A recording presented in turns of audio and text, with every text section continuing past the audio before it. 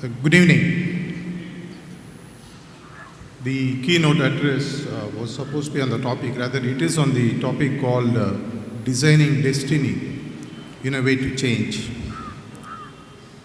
To start on a humorous note, today morning in WhatsApp there was a note floating around, specifically in men's circle. You might not have seen it, at least our dear women, that every day is Women's Day, that it's only that today it's officially being celebrated. If you really look at the word woman, words are not just like that coined. If you really look at the substance behind what that word woman stands for, we need to go back a little bit to understand the philosophy behind Hinduism. There are two words which are quite powerful, poignant rather. The word Prakriti and the word Adi Prakriti or Para Prakriti as it is said. If you look at Sanskrit, the word Prakriti actually stands for all that is post creation. After creation, whatever exists is called as Prakriti. If you look at Para Prakriti or Adi Prakriti, it is considered that what existed before creation is called as Para Prakriti or Adi Prakriti. Hence, if you really understand Hindu philosophy, the word Adi Sakti actually denotes the femininity from which everything actually came into existence. On this day, I salute all that woman stands for, because the word man is of no value unless the W is added ahead. That's why the woman is there. After all, man as a creation came after the source or the Adi Prakriti existed and it allowed the creation to happen. If you really look at the purpose behind this theme, designing destiny in a way to change, I want to move away a little bit from the existential issues that had been touched upon in the last 1.5 hours on this stage. While all these are important, it's like playing a game of chess.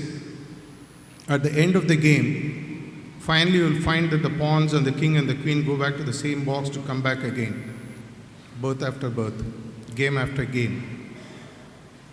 If you look at the word design, it is in the details. And for these details to fall in place, we need to understand the word destiny.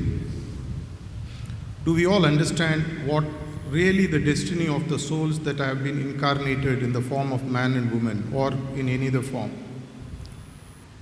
The real destiny, according to our global guides, the gurus, the masters that you find behind on the stage, the photographs, it is to go back to the source of the home from which we all came together.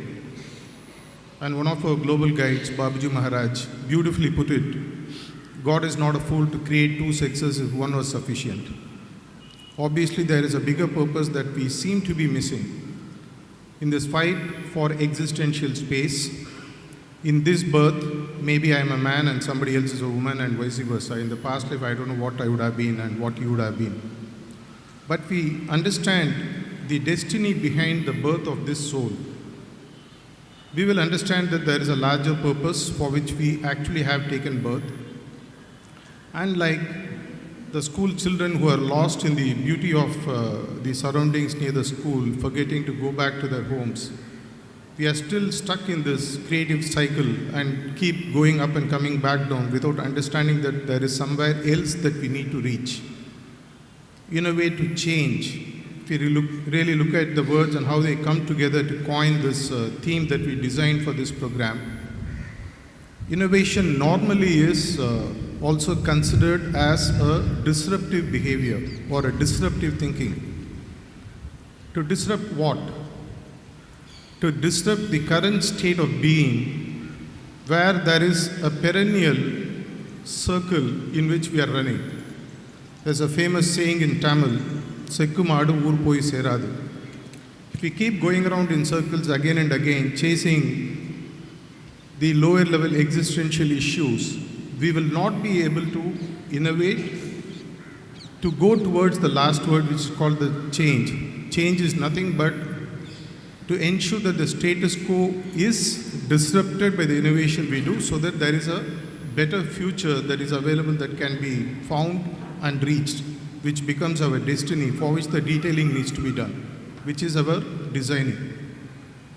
Let's take the example of a locomotive train, which would help us to understand the purpose behind this theme and how it would unfold in our lives if we choose to take this locomotive and take it towards the destination.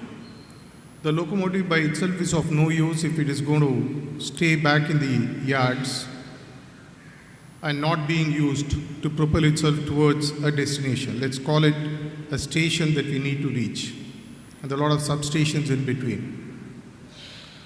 If this locomotive has to be fired, the soul enters, which is what we are, and there are a lot of compartments and coaches that are being attached to this locomotive. This coach is the ecosystem of the people who are around us, our immediate family, our brothers and sisters, our mother, father, our relatives, and then the additional coaches, which are the immediate social circle that we have, those who work with us, our friends, those who stay with us in our apartment complexes, etc. And the larger perspective is we can have the entire humanity loaded in these coaches while this journey happens. And for these coaches to be pulled by the locomotive train, you need track, or rather tracks. As of now, if you really look at the technology, the tracks are always two in nature. Rather, there have to be two parallel tracks for the locomotive to move towards its destination. Let's assume that one track is the man and the other track is the woman. If one of the track decides to either move away or move closer, what is likely to happen to the locomotive that is pulling the coaches or all the people who are around us? The train derails, which is what happens to us in terms of either death or rebirth. For us to understand the purpose of the existence, we need to first understand that there is a larger destiny. There is something bigger that we need to move towards to. We call it realizing the soul or the source within, realizing the God within, or finding the true happiness, or depending upon the faith that you have. And for this to happen, man and woman will have to coexist and understand the larger purpose for which we have come here together. Even here, woman has a much bigger role in my view, based on the experience I have had in my life. Even in the relationship between a woman and a man, a woman is still a giver. There is a reason why woman is called as the Adi Shakti, because God has one quality that woman always has in abundance, and that is love and compassion. I don't think it is basic nature of a man to be love. There are exceptions though, like the gurus and the masters who have descended in the past in this world. Very, very few exceptions are there. But by nature, by default, a woman knows nothing but to love and to be compassionate. Even in a relationship, this is what she keeps bringing all the time to the relationship. Even in that relationship, man is still a taker. We take in the process of the love and compassion that is shown to us by the women who partake in our journey. We learn patience, tolerance, and cooperation, hopefully getting molded better and better in this journey towards the source. You may be surprised if I tell you that apparently trees are beyond the duality of sex. But based on a recent reading of one of our gurus' inputs on the nature of tree, it's my own interpretation that even in trees there are two categories, male and female trees. Let me explain how. If you look at the trees, there are trees which are fruit bearing, and there are trees which bear no fruit, like the oak. If you take the trees which bear fruits, the mangoes or whatever, you will find that by the sheer weight of the fruits that they bear, they tend to bend a little bit towards the earth. It is the nature of the woman to bear fruits, which is nothing but bear the fruit of creation. One of our guru famously said, take woman out of the equation of life for 30 years, the earthly existence for man would be over in absolutely no time. It is that nature of God which is in woman, which is the creation which is there, which we find even in the nature of trees, the fruit-bearing trees. It is not their weakness. A woman who bears life is not weak. It is just that they have surrendered to a larger purpose to ensure that the souls which need to come down keep coming down through them so that they can find the purpose of going back to the source or the life for which, the goal for which they are coming down together. A male at best can just stand erect because we cannot bear fruits, we cannot bear love, we don't create as you do. In this journey, we are co-travelers. You are the people who pull us along. You are the people who actually find the purpose behind the two tracks to take us together towards the goal that we need to go together.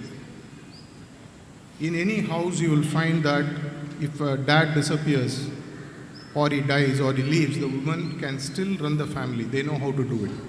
They have the intuitive intelligence. They have the love. They know how to bend to the situation and ensure that their families survive. The same cannot be. You have the word Thai Manavan very rarely used, but every lady by nature is the one who actually holds the family together, and hence the universe together itself.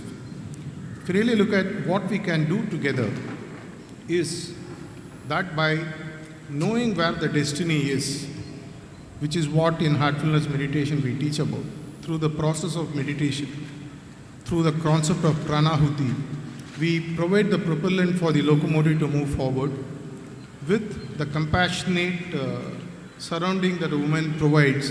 The man and the family are able to meditate to take them towards that goal, which is more an evolutionary process than an existential process.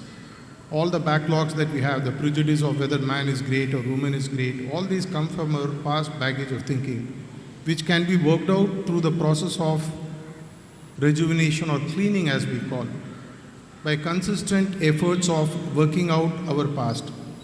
The same old example, if you have to use milk the next day, you should have cleaned the vessel the previous day. Likewise, for us to get rid of these disruptive thoughts or the negative thoughts of or baggages from the past, that who is greater, whose ego is to be taken care more, we need to clean off these impressions and take them out. So hence in the process, our vessels become better and better for us to receive the heavenly gifts that are waiting for all of us to get, which already we are used to from our childhood. I still recall the days that when I grew up as a child, when the only love I had was from the mother, which is true of every man in this hall, I am very sure, and those who may be watching the program later. When we get this repeatedly over a period of time, we get conditioned to love ourselves and then love that which is inside of us, which is nothing but the essence of God, which is what we understand through the process of meditation. Through the process of cleaning, all the negative elements inside of me is slowly taken out. The need to prove that I am superior or the need to feel that somebody else is inferior to me is taken out. We are able to understand that we are a twin track taking this locomotive of life towards the source, which is nothing but the goal, which is to become one with Him or go back to the home from where we all came. This is exactly what we do in heartfulness meditation. And in this process, we hopefully realize the true source towards which we need to go, and there the role of the woman cannot be undermined even a bit. Without the support and the sustenance that women provide at each and every step of our lives. If you had to look at the number of people who have affected positively in your life, the number of women that would pop up in your head in terms of names and faces would be much more than the number of men.